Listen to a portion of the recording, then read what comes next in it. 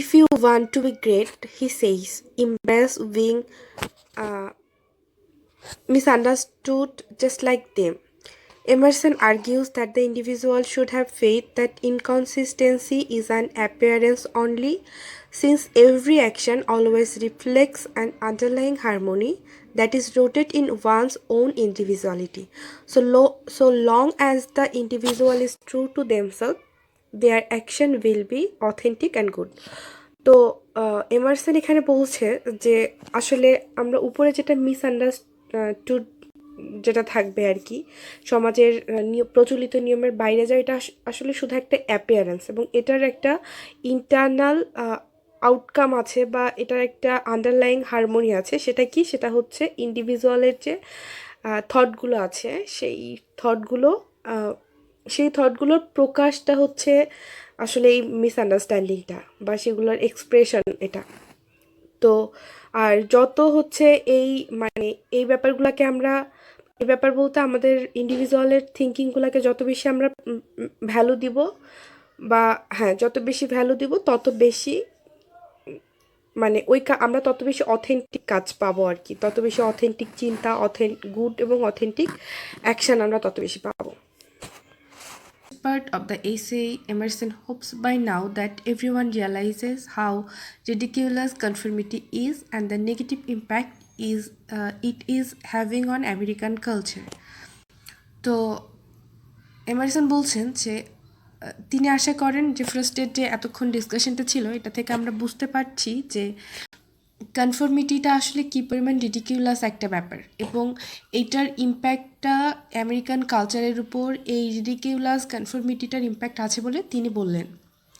He describes American culture of the day as one of the mediocrity that can only be overcome with the recognition that in each individual is a little bit of the universe of God, and that whatever the individual lives authentically, God is to be found. এবং তিনি এটাও বললেন যে এবং এই যে American কালচারের উপরে রিডিকিউলাস কনফর্মিটির একটা ইম্প্যাক্ট রয়েছে, তো এটা আমরা কিভাবে ওভারকাম করতে পারি? এটা ওভারকাম করার জন্য তাদেরকে যেটা করতে হবে, তাদেরকে ইন্ডিভিজুয়ালের উপরে বিশ্বাসটা ফিরিয়ে নিয়ে আসতে হবে, মানে বিশ্বাসটা স্থাপন করতে হবে যে প্রত্যেকজন ইন্ডিভিজুয়ালি হচ্ছে এক একজন ইউনিভার্স, এক একজন গড, এবং আমরা এটাকে যত মানে বিশ্বাস করব বা আমরা যদি এটা করতে পারি তাহলে হচ্ছে আমরা অথেন্টিসিটিটা খুঁজে পাবো। মানে ইন্ডিভিজুয়ালকে প্রায়োরিটি দেওয়ার মাধ্যমেই আমরা আসলে গডকেও খুঁজে পাবো, আমরা আসলে অথেন্টিক সলিউশনগুলোও পাবো। Emerson believes people tap into that truth, into justice, and into wisdom by sitting still and letting the underlying reality that grounds us and all creation speak through us in the form of intuition. তো Emerson বলছে যে প্রত্যেকজন মানুষের, তো Emerson এখানে বলছেন যে তো এটা আসলে মানে আমরা যদি চাই আমরা এই মানে স্ক্যাপিংয়ের মাধ্যমেও মাধ্যমেও বেঁচে থাকতে পারি। সেটা কীভাবে? যখন আমি হচ্ছে ন্যাচারাল যে জিনিসগুলো আছে, প্ল্যান্টস বলি বা অন্য কিছু বলি, এগুলার মতো যখন আমি চুপচাপ থাকবো, দ্যাট মিন্স মানুষের সাথে একটা অন্য জিনিসের ডিফারেন্সটাই হচ্ছে যে মানুষের চিন্তার শক্তি আছে, আমি চিন্তা করে একটা মতামত দিতে পারি। তো আমরা যদি চাই যে আমরা ওরকম একটা সমাজ তৈরি করব যেখানে কারো কোনো মতামত থাকবে না, আমরা ওরকমও পারি, তখন আমাদেরকে জাস্ট প্ল্যান লাইক একটা লাইফ লিড করতে হবে। কিন্তু এমারসন এটাও বিশ্বাস করেন যে মানুষকে যদি আমরা মানে এই প্র্যাকটিসটা করি, যে সবাই মতামত দিচ্ছে, সবার চিন্তার ব্যাপারটাকে যদি আমরা আবার নতুন করে প্র্যাকটিস করাই, তাহলে এটা হচ্ছে চলতে পারে।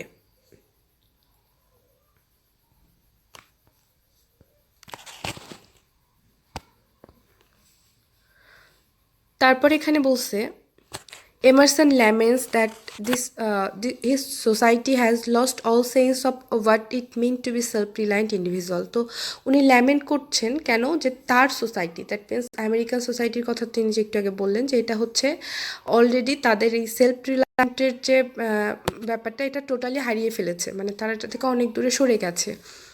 He described his historical moments as a weak one that has birthed no great people, and city boys seeing professional quit as soon as they are confronted with an initial failure. তো তিনি যেটা বলছেন যে তিনি একই সাথে তার historical ইয়েটা ডেসক্রাইব করলেন। তো তিনি বিভিন্ন রকম বিভিন্ন হিস্ট্রিক্যাল মোমেন্ট বর্ণনা করার মাধ্যমে এটা দেখালেন বা এটা বর্ণনা করলেন যে আসলে তার মানে তার নেশন যেটা সেখানে কোনো গ্রেট পিপল ইমিডিয়েট সময়ে আসেনি বা আসতে পারেনি। তারা সিটি পিপলরা কী করতো, professionals quit as soon as they are confronted with an initial failure, মানে তার প্রফেশনাল হতে যেত এবং এটার জন্য তারা একটা ইনিশিয়াল ফেলিয়ার হিসেবে পরিচিত হতো। Emerson admires the country boy who tries thing after thing, not at all concerned about any failure and conforming to society. তো বলছে যে আসলে ফেইলিওর নিয়ে কান্ট্রি বয়দের তাদের কোনো চিন্তা নেই। তো এটার জন্য তারা কি হইতো, তারা হচ্ছে রিপিটেডলি কোনো কিছু একটা করতে পারে, মানে রিপিটেডলি ট্রাই করতে পারে, তারা কনসেন্ট্রেশন দিতে পারে, কারণ ফেইলিওর নিয়ে তাদের কোনো মাথা ব্যথা নাই। This are the kinds of people Emerson believe will make Americas history. এবং এমারসন বিলিভ করেন যে এরাই হচ্ছে আমেরিকার হিস্ট্রিটা একদিন তৈরি করবে। If the individual wants to achieve true virtue, Emerson argues they must go war against anything that oppress their sense of individuality. এবং এমারসন এটা বলছেন যে কোনো কেউ যদি সত্যিকারের ভার্চিউটা অ্যাচিভ করতে চায় তাহলে তাকে কি করতে হবে, তাকে অবশ্যই যুদ্ধে যেতে হবে। কিসের বিরুদ্ধে যুদ্ধে যেতে হবে? Against anything that oppress their sense of individuality. তার মানে যেটাই তার সেন্স অফ ইন্ডিভিজুয়ালিটিটাকে ব্লক করে, যেটাই তার সেন্স অফ ইন্ডিভিজুয়ালিটিটাকে বাধা দেয়, সেইটার বিরুদ্ধেই তাকে যুদ্ধে যেতে হবে। Even if people accuse them of the gross immortality as a result. এবং এটার জন্য যদি পিপল মানে মানুষজন তাকে অভিযুক্ত করে, মানে খুব খারাপভাবেও অভিযুক্ত করে, তারপরেও তাকে যেতে হবে।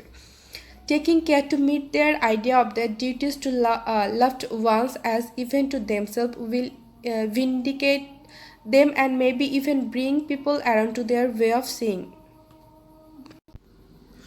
তো তারপর এমারসন কি বলেন যে taking care to meet their idea of their duties to loved ones or even to themselves will vindicate them and maybe even bring people around to their way of seeing.